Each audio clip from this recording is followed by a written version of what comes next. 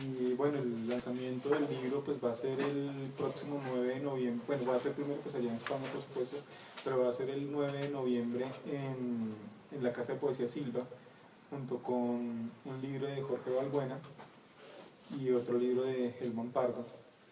Entonces pues después vamos a estar haciendo como la invitación oficial.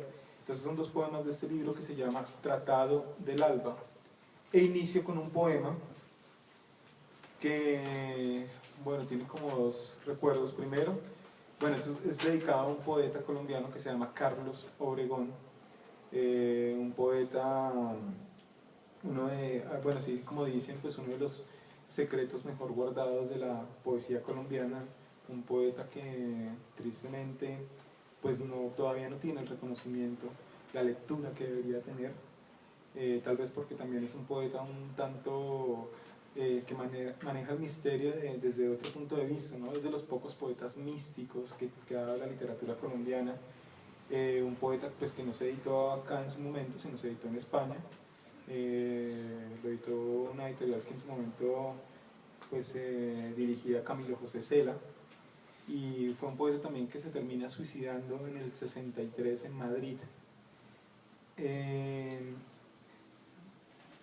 Inicio esta lectura pues, con este poema porque, bueno, primero pues acá conseguí la obra completa que editó el Ministerio de Cultura en su momento, como en el 89, pues donde están los dos libros que alcanzó a publicar en vida, el primero que se llama Distancia Destruida y el segundo que es una de las joyas de la poesía colombiana que se llama Estuario. Se lo compré a Guillermo en su momento, y después Guillermo me consiguió la edición original de Estuario, la que se editó en España, y recuerdo mucho que yo llegué acá y me dijo: Henry, te tengo el libro, ayer Jorge Cavit casi me lo compra, pero ya te lo tenía apartado a ti. Entonces pues fue una cosa, pues, un gesto muy bello de Guillermo. Y bueno, y también hace 15 días o 3 semanas que estuvo Lasse Sonnenberg leyendo acá en este mismo espacio, y fue algo muy bonito porque Lasse Sonnenberg conoció a Carlos Obregón, lo conoció en Mallorca, ¿no? En la isla donde vivió algún tiempo y donde vivió Robert Grace, y donde dice, entonces este poema se titula Carlos Obregón. Desde adentro de la vida miro llover, miro como quien encuentra la esperanza sin haberla buscado, como quien hunde sus manos en la ceniza de una hoguera nunca encendida.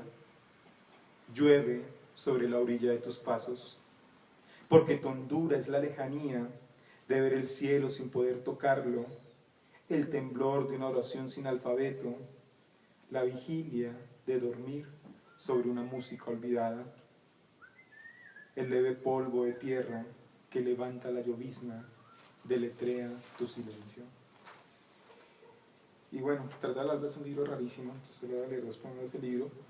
El otro se titula Roberto Poirós.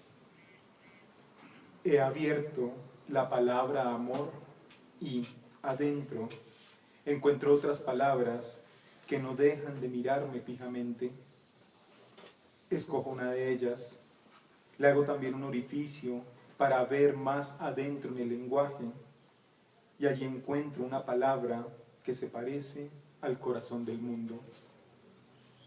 En medio de las dos mitades del lenguaje, sobre la línea que separa el comienzo y el final, comprendo que un vocablo más profundo que el abismo de Dios nos sostiene.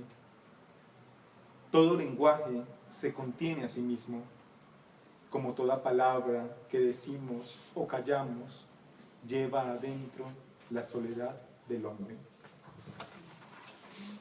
Y bueno, pues tal vez algunos conocen un poema que se llama En el lomo de la vaca el viento, revuelto en un suave espumas, que es un poema sobre la vaca golondrina, de una vaca que se llama Golondrina, perdón, y es un poema que escribí hace 3 años, 4 ya tal vez, y fue un poema donde toqué algo que no había tocado pues, en mi manera de escribir, y sentí algo cuando escribí ese poema, y sentí que ahí había pues algo, algo que tenía que decir, pues que era sobre mi infancia, sobre mi familia, Y bueno, fue un libro también que aplacé su escritura pues durante 2 años, porque pues primero se me atravesó un libro de cuentos que también era el proyecto de la maestría de creación literaria en la Universidad Central, y finalmente pues este año tuve un poco de tiempo pues para redondearlo, y pues de allí salió un libro que creo que es lo menos malo que he escrito, y el libro se titula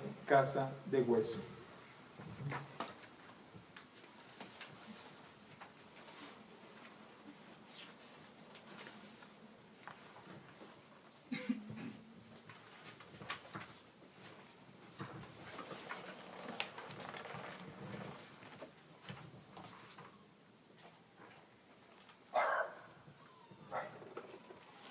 Bueno, el primer poema que voy a leer, siempre digo que está dedicado al peor negociante que conozco, que es mi papá. Pero siempre me desmiento y digo que el peor negociante que conozco soy yo y después mi papá. Entonces, el poema se titula Parábola del Padre. Padre siempre se sumerge en las más extrañas empresas, en un diálogo mudo con la vida, en una incesante rancia por el orden prohibido de las cosas.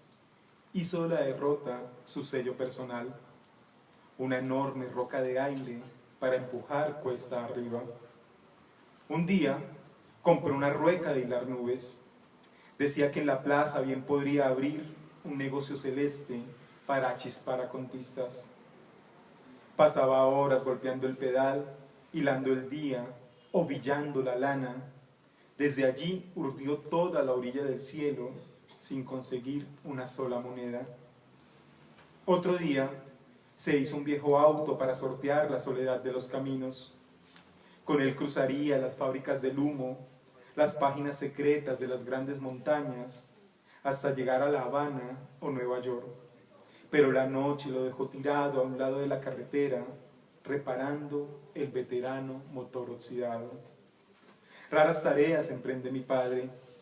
Cultivó los sueños de los ondeadores de banderas, comerció con olvidos, amasó el pan para el inspector de patatas fritas, escribió cartas de despedida para amas de casa, hasta afiló los lápices de tercos burócratas en una corte de un país que no aparece en ningún mapa.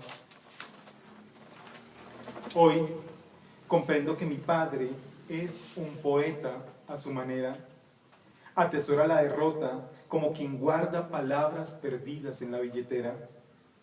Sin saberlo, padre, con cada inútil negocio, me ordena mi noble función en el mundo, el oficio de escribir a cada instante, el arte de la pérdida.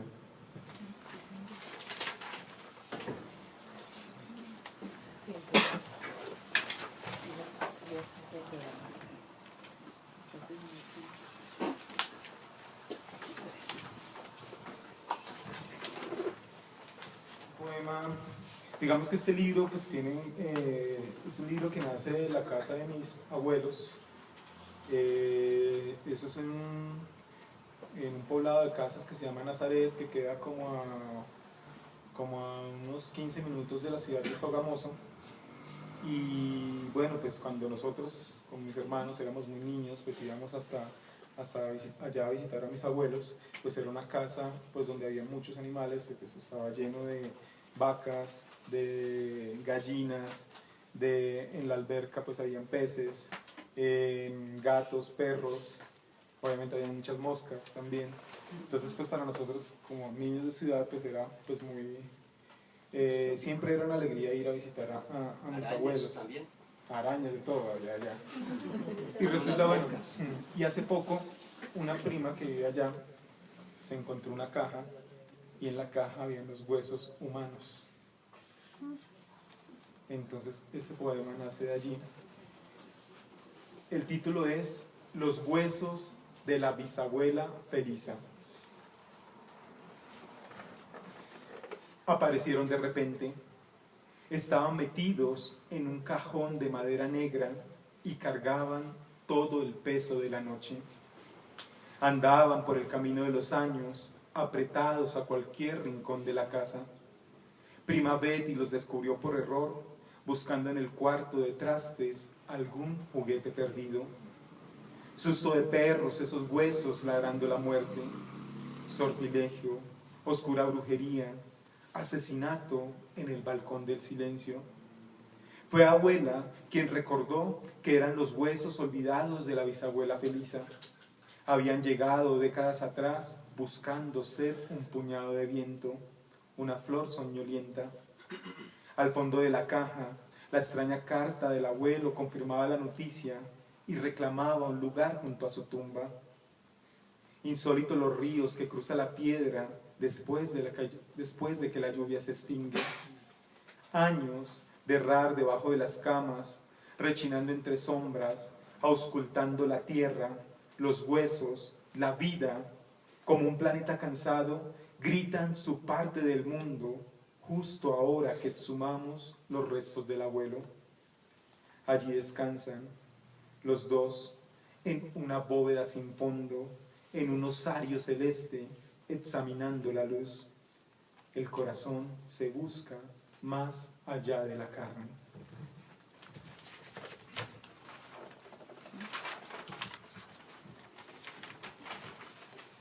Bueno, y este es un poema que se titula Gallinas.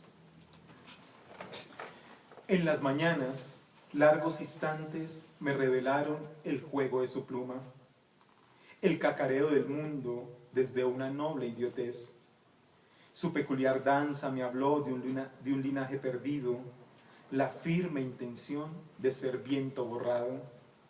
Entendí, entonces, la difícil tarea de romper con las ataduras del aire, la música cercana de escarbar en la tierra.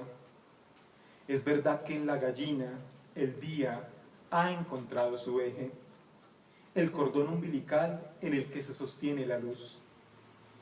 Al igual que ellas, escribo la dicha de ser pájaro caído.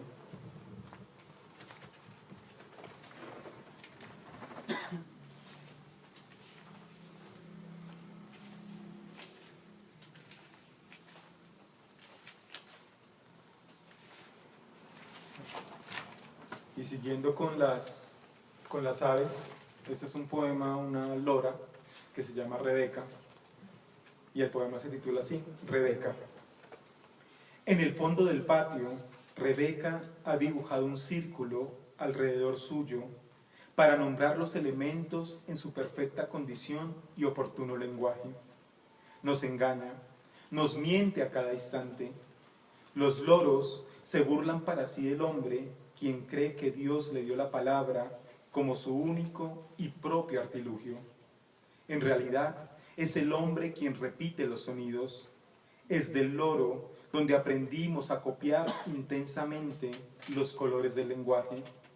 Es por ello que, sin saberlo, perdimos la capacidad de volar. La risa de Rebeca enciende el día como una señal que viene del origen. Y así quedamos, contenidos en medio del patio, mirando las patas corvas aferradas a la prehistoria del sol, como una antigua nota musical suspendida en el aire.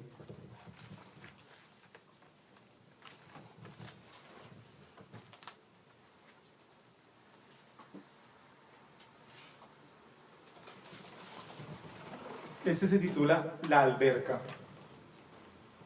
Habité por años aquel estanque perdido en medio del patio.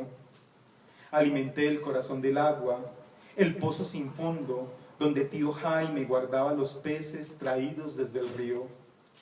Fui náufrago sin cielo, árbol sumergido en la mitad de la tormenta. Buceé el torrente de hogueras submarinas y, como Julio Verne, vi el relámpago de la música adentro de un pez dormido. Navegar era mi oficio, descejer las raíces del mar, dibujar en cartas de navegación las líneas turbulentas de aguas ecuatoriales, los bajeles, el sextante, los peces bañados en el tiempo, boqueando el alba hasta perecer. Mi puerto eran las manos de mi madre lavando la ropa.